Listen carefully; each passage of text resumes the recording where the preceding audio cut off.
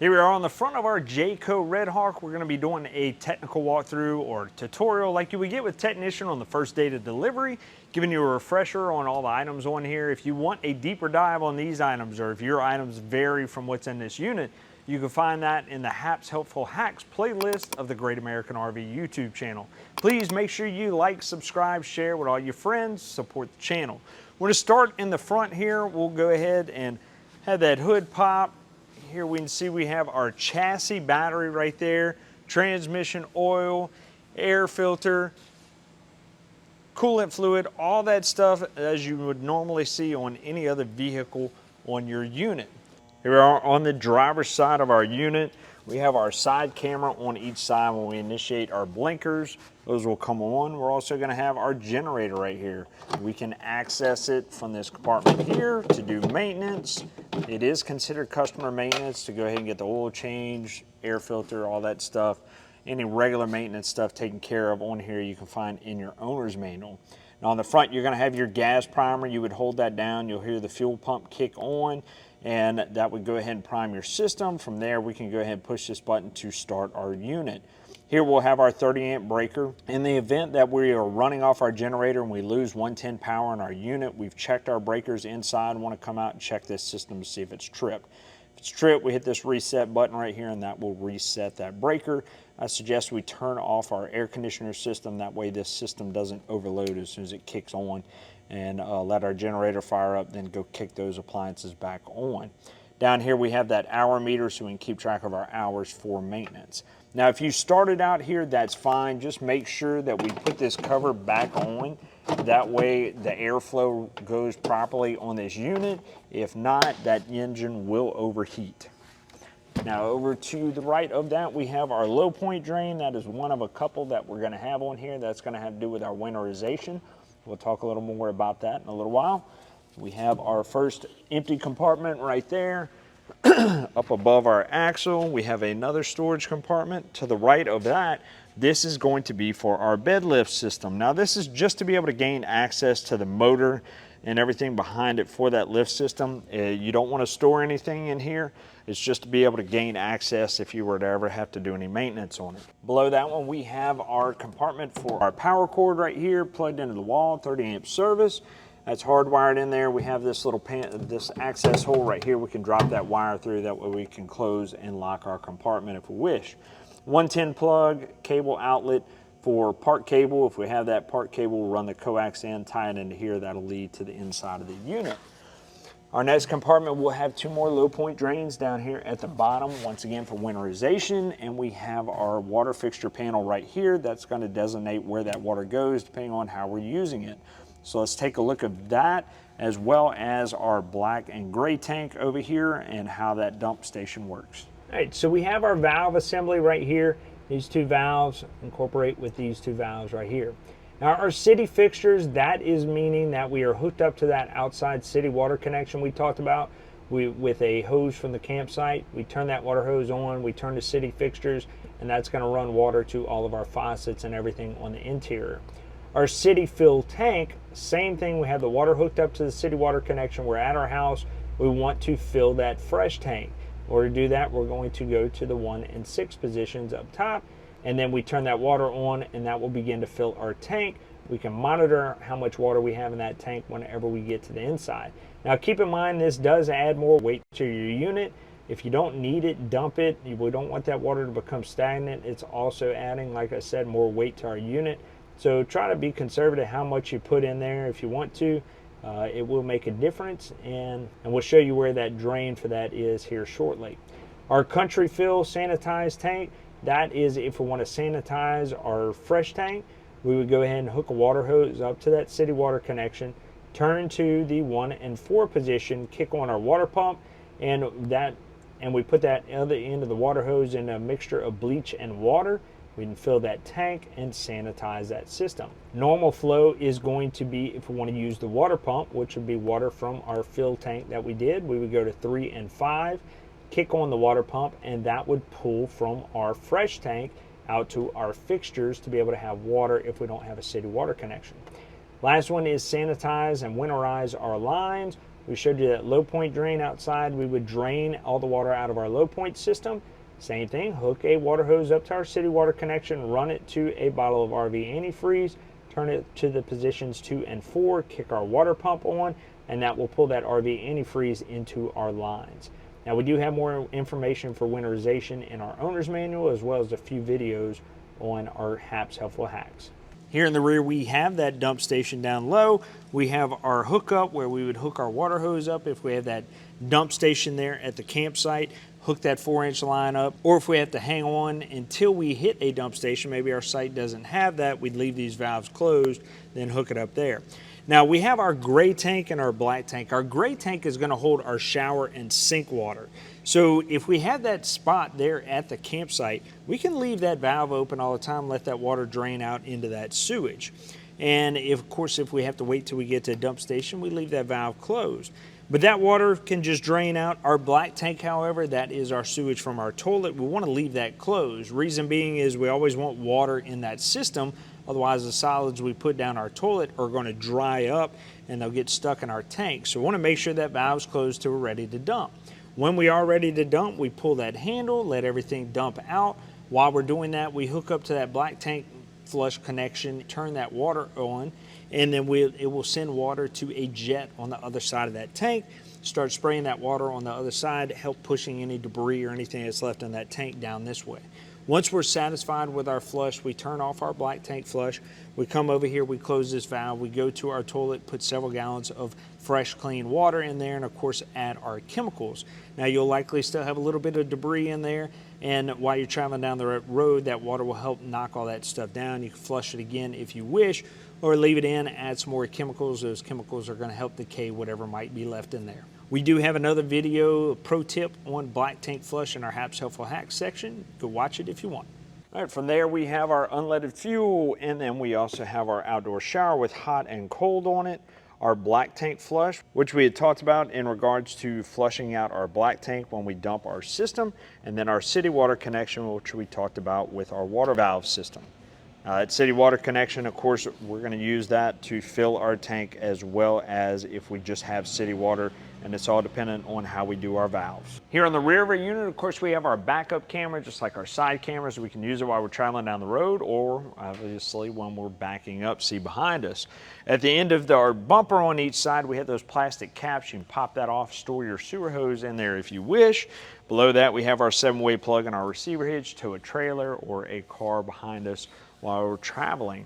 Other than that, we have our factory supply lighter back there, which is very important. We need to gain access to our roof so we can check the ceiling around all of our vents and everything up there and down our sides, trim, as well as we need to be checking our sealant down the side trims here, around our lights, windows. Anywhere where you saw a hole put in the wall of your unit, there's generally sealant around it. We need to check that every 60 to 90 days according to your manual. Manufacturers tell us this is customer maintenance. We need to check that sealant for any peeling, cracking, deterioration. We need to clean it and reseal over it so we're avoiding allowing any water into our unit to damage it. Manufacturers aren't going to participate in those kind of repairs if we are not maintaining our unit properly. So make sure we're checking all of our sealants all around our unit every 60 to 90 days. Regardless if you keep it under a cover or not, you need to check it and make sure that it's taken care of. We also want to check our roof after trips. Make sure no low-lying tree limbs poked any holes in our rubber, causing any leaks that way as well. Make sure that we take care of this as number one most neglected thing on anybody that purchases a camper. So we want to make sure we stay on top of that so your camper will last for years to come. We also need to get up on that roof and wash it about twice a year too. And that'll help us make a better inspection of the rubber and the sealant on there as well. Here on the passenger side of our unit, of course, we have our side blinker right there. We have our entry door with our steps. Our steps are powered steps. We do have a switch on the inside that we can go ahead and turn that off. Our steps will stay out whenever we are camping if we want to do that, or we can have them go in and out when we open that door. Whenever you hit your ignition, it is going to have an override for those steps that'll automatically pull them in as a safety. That way we don't rip them off while we're traveling down the road, right? So let's detach you here and take a closer look at everything else here. We have our outdoor speakers. We have our first compartment that has our propane. We see our gauge right there to tell us how much is in there. Have our on-off valve right here. Generally, you're going to turn that off when you store your unit. And then these components right here are for filling your propane at the propane filling station. Here we have our outdoor compartment. This is going to have your outdoor TV hookup as well as your 110 outlet, and then that is your controller for your Go Power solar system. You will have solar on this unit. The controls for that are on the inside. We'll take a look at that in a little while. Above that, we're going to have our Dometic furnace. To the left of it, our Dometic water heater. And that is a tanked water heater, runs off of electric and propane, does need 12 volts to power up. Our furnace will need 12 volts to power up, and of course it uses propane to heat that air.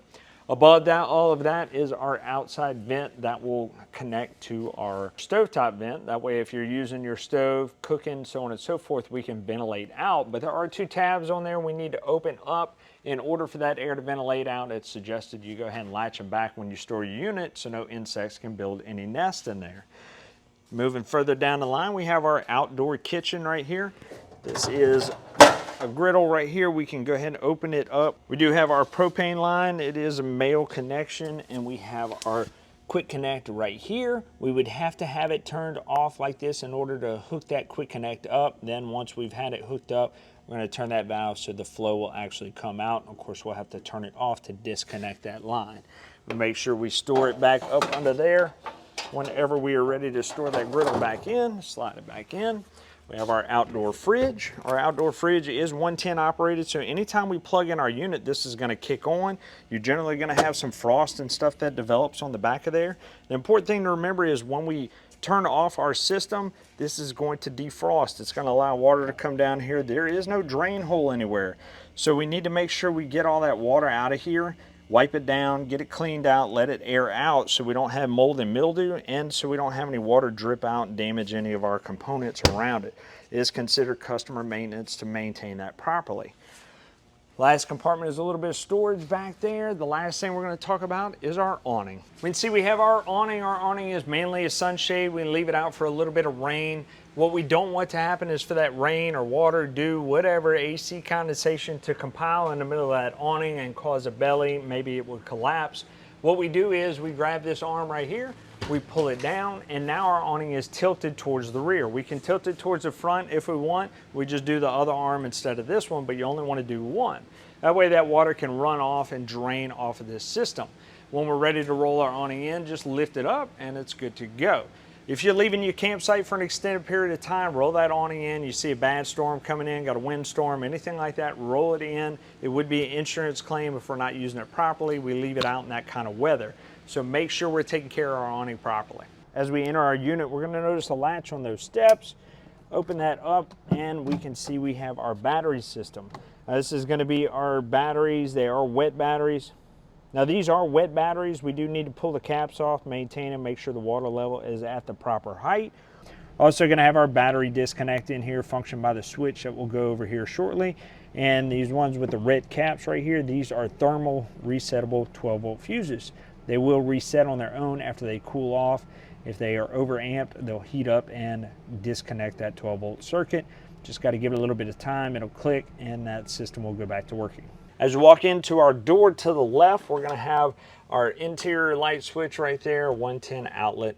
Our Go Power system right here, that is part of our solar. Now it's going to go ahead and give you some readouts as far as what that solar voltage is and how it's doing as far as charging up our battery system. There are some settings in there you can change based on what type of batteries you have. So if you change out your batteries to a different type, we want to go in there and make sure that we have that right. We have our main battery power disconnect, which once again we talked about is under our steps there. We kick that off whenever we store our unit unplugged, so it's conserving the power in our batteries. If we leave it on, of course, those batteries are going to die out. If we use our unit or we have it plugged in for storage, we want to make sure we leave that on. That way it's charging our batteries. Our power step right here is for the steps. We talked about that. If we want to stay out whenever we open and close that door, we just turn that switch off. If we want them to go in and out, flip that switch on. Our awning in and out, 12 volt powered. Our exterior lights for our awning lights which are also dimmable by that little slider right there on the side. And the last thing we have is our CO/LP detector.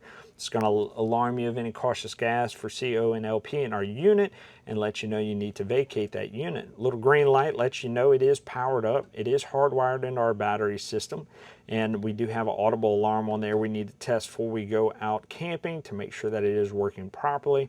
And then we also need to notice we have an expiration date on here that we need to keep track of. Whenever that time comes, we need to go ahead and change it out. We also are going to have smoke detectors in our unit that are powered by a 9-volt battery. We need to go ahead and test that audible alarm, make sure the power on there is working. We need to change those batteries out regularly. Above our kitchen sink, we have our main control panel here. We'll have our hours for our generator, our start and stop. Now we can prime our generator from inside too. We just hold down that stop button until that red light comes on up top. Then we can go ahead and start our system. We have our slide out control in and out. This is our slide out. It is an above floor mount slide out by Power Gear. We do have videos on how to override that system in the event anything ever happens. We have our black, fresh, and gray tanks as well as our battery power right here. We hit that button, it'll light up and give us the level of those items. To the left, we have our fault light, which will have to do with our LP on our water heater we'll talk about in a few. And then we also have our pump light indicating that our water pump is on. Now our water pump is going to be used only when we need water from our fresh tank. If we have city water, turn that water pump off. Now if we don't have city water, we're pulling from the fresh tank, kick it on. It is going to be an on-demand pump, so it's only going to run when we run our faucets and fixtures. And then after we shut them off, you'll hear it vibrate for a few more seconds and it'll just lock up. And that means that system's primed up, pressurized, and it stops. Now, if you shut your system off, you still hear that pump running. You want to investigate because either your tank is out of water and it will burn up that pump, or you might have a leak in your system, in which case you want to turn it off and investigate. Beyond that, if you have city water, make sure that you have it turned off. Your tank heaters are 12-volt mats connected to your tanks to keep them from freezing up in extreme weather. We want to kick that on. Then we have our water heater controls. Our LP gas is going to kick on. Of course, we want our propane on. And if it doesn't light off the system, you'll see a fault light, or if there's an error, you'll see that fault light and let you know that that system has not lit. We want to make sure that we have water in the tank whenever we go to operate that, or our electric at the same time, but we also want to make sure we have water in there, otherwise it'll burn up that element. Electric, we have to be plugged into our shore power. We kick it on and electric will run and heat up that water. You can run both of them if you want at the same time. It'll help heat that up a little bit faster. But it is an option. If you want to use it, go for it. And here in the front, of course, set up just like your car would be. We have our options from forward with our cruise control, a couple of options to work the menu up front. We have our mirror controls there on the side, our lights here. And if we open up this door, we can take a better look. We have our auxiliary start. That auxiliary start basically connects your chassis battery and your house batteries, almost like a set of jumper cables. When we push it, it will connect those batteries. That way, if our chassis battery is low, it'll basically jump those house batteries to it and help you start it in that event. Of course, power windows, power locks, and then when we move over, we have our AC system, traction control system off if we want. We have our built-in inverter system. We can go ahead and plug in a phone charger, whatever, USB, so on and so forth. This USB system right here will connect to our radio. And then, of course, we have our actual radio here. We hit home, we do have Bluetooth option. We have our camera system on here. We also have more settings in here that go over customization and everything else on your unit. Basically, you're going to be using it for your Bluetooth, your radio, your rear camera system, and that's pretty much it. You're also going to have left and right blinkers on here for safety in order to help you change lanes whenever you're traveling down the road. Above our cabin area, of course, we have this net storage we can go ahead and use to put more cargo up here or keep kids from rolling out of bed, one of the two. We have our cushion for our dinette, which we'll go over in a little while, but we're also going to have our cushion right here. We can fold down. We do have a ladder attachment in the back we put on here, and we have an extra bunk and sleeping area. Over here we have a switch. Flip that switch and our shade in the front will go up and down. We also have another switch over there to be able to turn those lights off and on. We're going to talk about our antenna when we get to our entertainment center, but when we do, we'll be talking about rotating that antenna to be able to get a better signal. This is where we're going to go to do that, at that king jack antenna. Of course, we have our smoke detector right there as well, we've already spoken about. We have our dinette booth right here. This is a cushion that we would put down for extra sleeping. We can just pull this table off, remove that pole, put our table down on the bumpers down there, take our cushion, put it on top, and then we have more sleeping space. In our kitchen, of course, we have our retractable 110 USB cord right here. We can go push it down, make it flush, lift it up, lock it in if we want. We have our microwave, our vent right here to be able to ventilate out. We talked about the vent outside. We need to make sure that's unlatched if we do use that, so that air actually ventilates out. Our 3-burner stove with our glass top right here. This is not a cooktop. This is how we need to have it when we travel, but it can also be down so we have more counter space. We use that 3-burner stove. We need to go ahead and flip this up so we have access to those burners.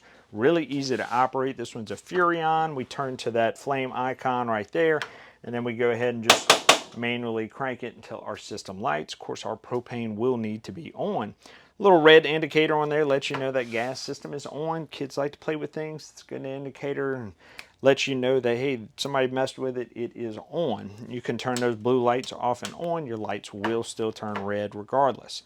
Now, a funny thing about our propane is we can end up with air in our system. This can happen after we pull our unit out from storage. We'll end up with air in it, or if we ran out of propane, got it refilled, we'll end up with air in our system. Perfectly normal situation. But what we do to alleviate that is we come over here and just light our stovetop, let it run for about 60 seconds until we got that nice crisp blue flame, and then we're good to go. I always suggest doing that before we light things like our LP for our water heater or our furnace, because those will go into a fault if we have air in our system. Down below that, we have our oven. We can go ahead and open that up. Our burner tube will be down here on the bottom. All the way to the right, we have our oven knob. We turn it to the flame icon, but this one we have to push it down. That way it's emitting the gas out of that pilot. We keep cranking until that pilot lights. Once it lights, keep holding that down for about 15 seconds, then we can let off and go to our temperature that we want, and that burner tube should light up, and then you're ready to cook. Next is our Furrion freezer and refrigerator. We have our control knob right here at the bottom, goes from off to cold to colder, and then we're also going to have an off-grid option on there too. That's if we're trying to conserve 12 volts. We're out dry camping, we don't have a plug-in. We're using our battery power, because this is, once again, a 12-volt refrigerator. It will go ahead and go into a conservation mode. That compressor isn't going to work as hard, and so we need to keep in mind we don't want to open and close our refrigerator as much, because we're trying to conserve power. That compressor isn't going to be working as hard. Another important thing about our refrigerator is, once again, it doesn't have drain tubes, so we need to make sure when we defrost and store our unit, we defrost everything in here, get all that water out, wipe it clean, let it air dry so we don't have mold and mildew, and so that water can't leak out, damaging any of our wood components around it, because manufacturers aren't going to cover that type of repair. It's customer maintenance to make sure we defrost and maintain our refrigerator properly. To the right of our refrigerator, we're going to have our 12-volt fuse panel right here with all our 12-volt components that are all labeled. If we have any issues with any of these components, want to come here to see if we have any fuses that have blown, then we can change them out and see if that doesn't fix that problem. Down below that, we're going to have our 110 breakers.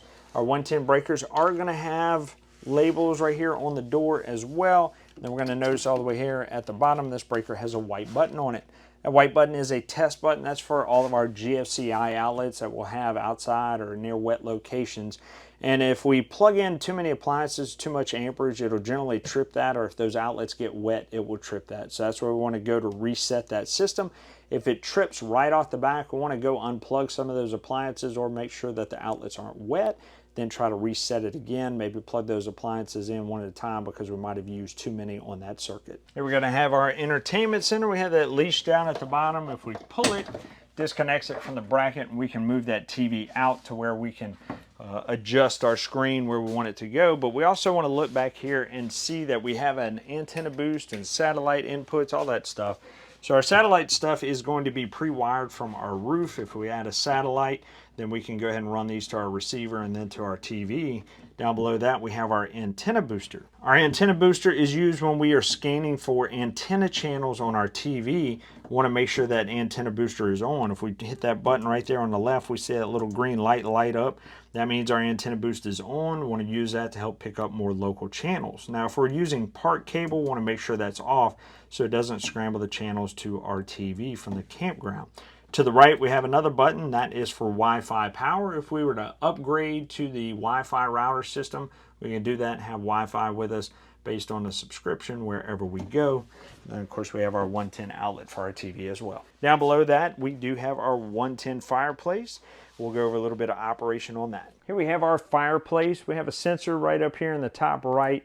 We have to aim that remote at to turn it on. We have our Celsius and Fahrenheit temperature we can change to. And right here, this little flame icon is going to change the dimness of our flame. If we want to change the lighting of our flame, we hit the light bulb on the screen down here at the bottom, and it'll give you some different options right there. If we want to operate our heater on a timer, once again, electric heater, it is going to be this button right here. It looks like a clock, and when we push it, we can see some times pop up: 1 hour, 2 hours, 3 hours, all the way up to 8, and then it will go to 0 hours, letting you know that that timer is off. If we want to change our temperature, we'll use one of these two buttons at the bottom, and we can see once again we have a temperature down there, and we will go ahead and raise it until it kicks on, or lower it, we want it to kick off, or we can keep going until it says on, and that heater will stay running all the time. We kick it up one more time, and it's going to say OF, meaning that that system is off. So here we have our Murphy bed. In order for that to operate, of course, we need to just take our cushions, move them out of the way. We have a switch here on the side. We need to go from lock to unlock, and then the flip of a switch, that system will come down. And now we have our sleeping option. In order for it to go back up, just hit that switch, and it will go back into its original position. Put our cushions back on, and we're good to go. Over to the left of our Murphy bed, of course, we have the switch we just talked about. It's key. We can pull that in and out so kids don't mess with it, but that'll run your Murphy bed lift up and down. Above that, we have our power control system. This is because we have a 30 amp service on our unit, and we can also select it and change it from a 30 to a 20 or 15, depending on what kind of service we're plugged into.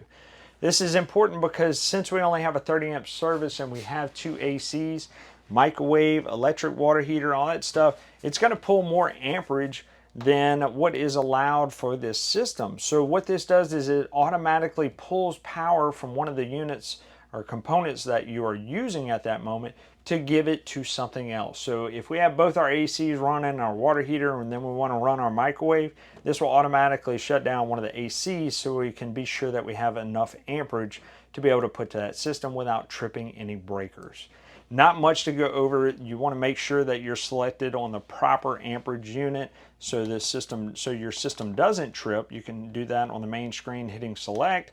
Scroll through, it'll tell you what everything is powered up as far as your ACs, your microwave, so on. And then on the last one, it'll show you what your current amperage is based on what you are running.